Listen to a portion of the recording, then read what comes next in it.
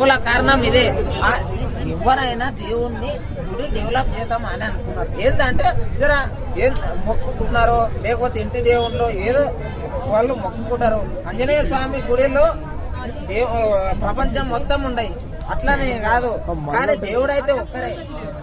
అర్థమైంది అన్న. ఎక్కడ మంచి చేసినా కానీ మంచి పనికి మనమంతా చేయి కలిపి సపోర్ట్ చేయలే. కానీ ఇంకొకటి ఏమిటంటే మీ తెలంగాణ డెవలప్ చేయండి అయ్యా అని చెప్పేసి అక్కడ నిధులు తీసుకొని వచ్చి రేవంత్ రెడ్డి గారికి తీసుకోండి అని ఇచ్చిర్రంటే అప్పుడు క్వశ్చన్ చేయాలి.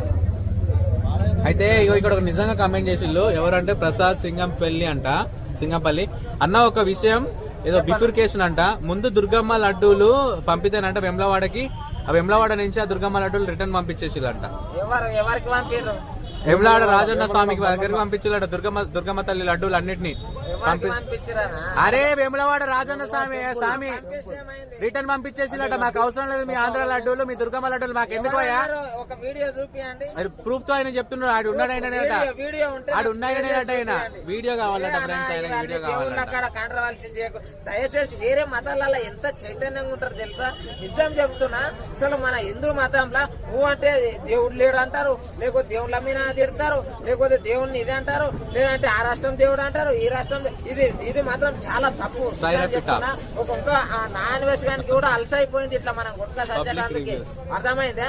నిజం చెప్పాలంటే ఆ రాష్ట్రం ఈ రాష్ట్రం నిధులు కాదు, ఆయన చేయాలనుకున్నాడు చేసిండు అంతే.